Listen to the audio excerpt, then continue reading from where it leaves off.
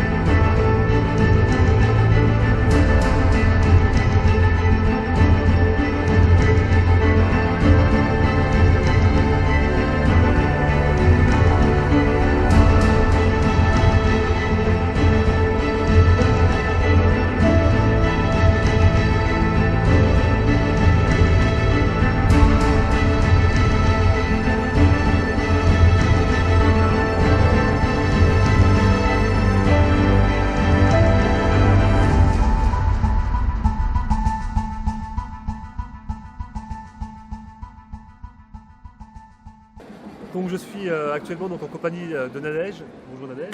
Bonjour. Donc Nadège qui est donc la présidente du comité Miss Élégance Lorraine. Donc je vais te laisser nous expliquer ce qu'est le comité Miss Élégance.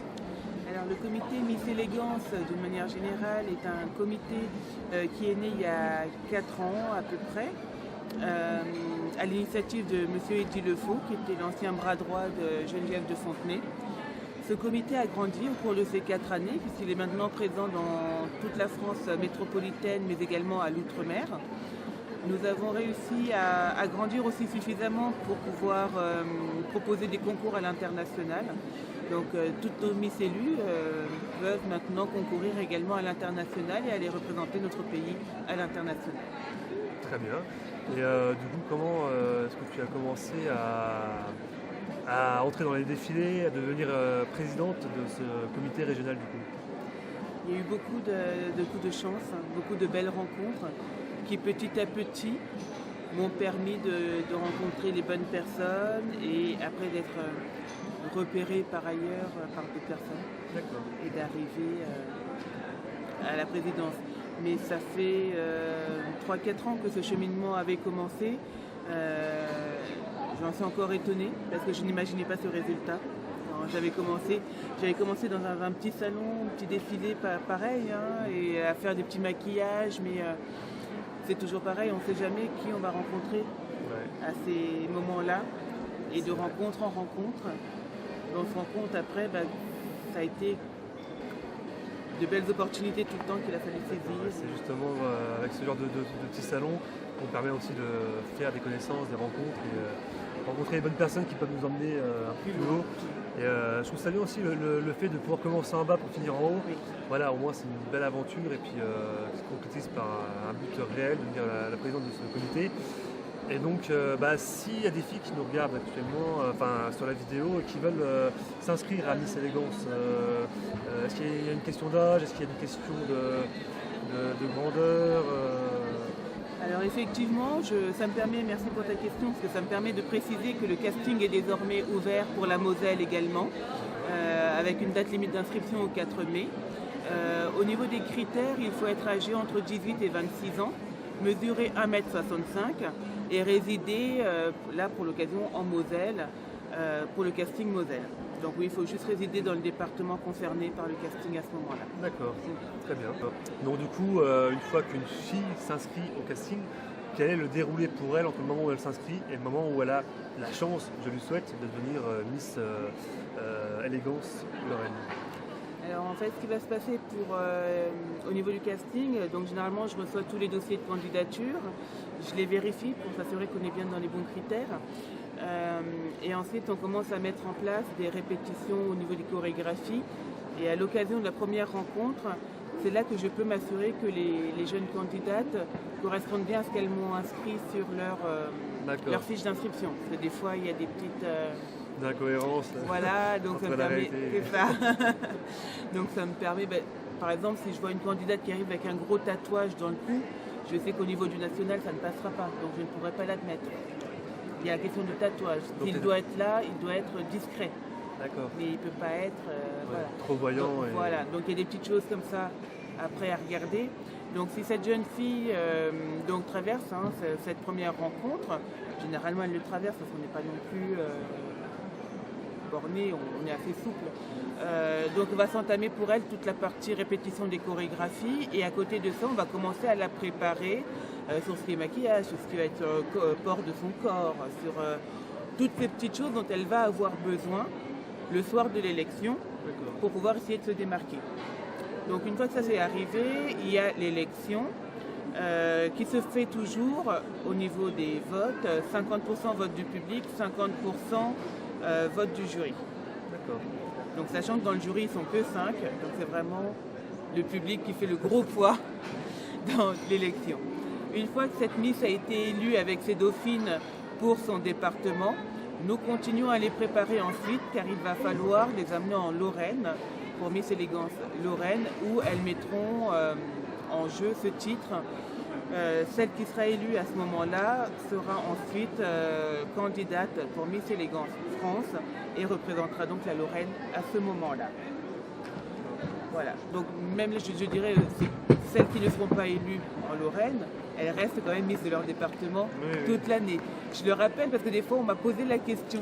Si elle n'est pas élue en Lorraine, est-ce qu'elle perd son écharpe? Non, elle la garde tout le reste de l'année. Bah oui, quand même, elle la garde tout le reste de l'année. C'est juste que voilà, elle n'ira pas en national, mais c'est tout.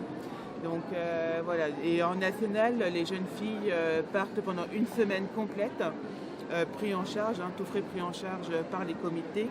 Pendant une semaine complète en immersion où elles rencontreront notre chorégraphe du national notamment, qui est Anna, qui était la chorégraphe qui a fait les chorégraphies pour les spectacles du Roi Lion, de Madiba. Enfin voilà, il y a du niveau. Ah, quand même. Donc voilà, c'est une semaine où elles sont chouchoutées comme des princesses, mais avec du très haut niveau pour les accompagner. Et donc du coup, le national se fait sur Paris alors? Alors en fait, au niveau du national, on essaye de changer pour mettre en avant toutes les régions. Donc là, en janvier, nous étions à Bourg-les-Valences. L'année dernière, c'était à Lyon. L'année prochaine, ça sera peut-être en Alsace, à confirmer. Mais c'est vrai que c'est aussi l'importance des élections que l'on met en place, quel que soit le niveau. C'est de mettre en avant une commune, c'est de mettre en avant les artisans et les commerçants de cette commune, et c'est de mettre en avant une région. Ah, c'est pas mal ce genre de choses. C'est pour ça que nous nous déplaçons. D'accord, très bien.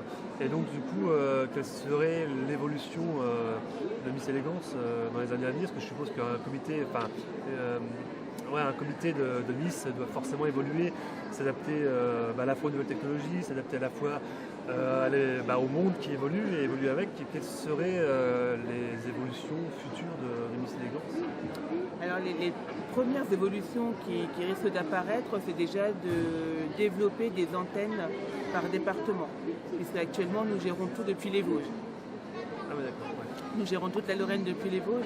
Donc ce qui est assez éprouvant, parce que nous sommes quand même sur une grande région. L'étape prochaine pour nous va être de sélectionner des délégués par département. La deuxième étape, mais ça sont des choses qui vont arriver assez rapidement. La deuxième étape, dont vous allez entendre parler dès le mois de mars, va être la mise en place de concours de créateurs pour les régionales. Donc créateurs vêtements, bijoux. Oui, oui, avec un prix à obtenir pour eux au moment de la régionale. Donc j'en parlerai courant du mois de mars. Je reviendrai sur cette information. Donc ça, c'est les deux choses qui vont arriver rapidement. Et après, comme je disais, nous, au niveau de la Lorraine, ce qu'on aimerait, c'est de pouvoir emmener de plus en plus de jeunes filles à l'international. C'est vraiment notre objectif, de les faire participer un maximum aux concours internationaux. Déjà parce que c'est enrichissant pour elles. On voit certaines des fois qui traversent des phobies, que ce soit la phobie de l'avion, la phobie du train, justement grâce à un concours à l'international. Donc c'est vraiment un dépassement humain pour elles. Et puis c'est toujours une belle expérience pour un comité. Et généralement, comment réagissent les familles des candidates quand une fois qu'entre le moment où c'est que leur fille s'inscrit, je suppose que pour chaque parent c'est une fierté, mais savoir que leur fille réussit à évoluer, à devenir Miss Lorraine, et peut-être, je leur souhaite à toutes, Miss Élégance nationale. Comment les familles réagissent quand elles voient que finalement leur fille soit arrivée à un stade où elles doivent être prises par-ci, par-là? Comment les familles réagissent à ce genre de choses? Généralement, les familles, quand on les voit arriver tout au début, à cette fameuse première rencontre où on commence à parler des chorégraphies, on sent l'appréhension. Forcément, les familles ne nous connaissent pas, nous ne les connaissons pas. Quelque part, ils nous confient quand même leur fille, c'est pas rien. Donc voilà, il faut un temps d'adaptation. Et puis après, voilà, on sent qu'il y a le lâcher-prise qui arrive, de part et d'autre d'ailleurs. Et quelques jours avant l'élection, on sent le stress qui remonte, de nouveau de part et d'autre. Et puis après c'est un changement de vie, oui et non. Parce que nos Miss sont Miss quand elles ont leur écharpe, sinon dans leur vie quotidienne, elles restent étudiantes, certaines travaillent. Voilà, en tout cas on essaye de leur maintenir ça. Mais il est vrai aussi que quand elles se déplacent dans leur commune ou dans leur département, arrive un moment où on les reconnaît. Et c'est pour elles surtout qu'il y a un changement de vie parce que l'autre les regarde. Après voilà. Oui, après il faut accepter le regard des autres, faut accepter. Après, généralement, quand les gens regardent une Miss, c'est pas forcément en mal, c'est plutôt en bien. C'est plutôt en bien, mais elles aussi, souvent les gens pensent que les Miss se trouvent belles, se trouvent les meilleures, mais non. Très souvent, elles ne comprennent pas pourquoi elles ont été élues, parce qu'elles sont beaucoup plus humbles que ce qu'il n'y paraît, et pour elles, elles sont des personnes lambda. Donc voilà, vous faites passer une personne qui se croyait lambda du jour au lendemain, avec une écharpe, avec cette responsabilité aussi de porter cette écharpe. Il faut la représenter, il faut la défendre. Et en bien. Et en bien, donc, et sachant que dès l'instant vous êtes sur le devant de la scène, vous êtes aussi devant les critiques possibles. Donc il y a la jalousie, des choses comme ça, c'est ça. Donc il y a tout un accompagnement à faire derrière aussi pour qu'elles sachent que... Heureusement, c'est vrai que de nos jours, il y a quand même beaucoup de gens qui critiquent par internet via des comptes cachés, des choses comme ça. Après, il faut réussir à assumer aussi ce genre de choses. Mais voilà, c'est quand même une belle expérience pour elles. Et du coup, malheureusement, il y en aura quand même, mais les filles qui n'ont pas été élues peuvent retenter leur chance. Oui, bien sûr, elles peuvent retenter leur chance l'année d'après, quand on revient sur leur département. Après, donc là, on a le cas pour une jeune fille qui n'a pas été élue, mais lors de son élection, sa non-élection, elle a été repérée par un photographe pour un shooting photo pour une autre marque. Bien sûr que nous lui avons demandé si elle voulait bien qu'on donne ses coordonnées pour qu'elle puisse, elle, avoir une suite.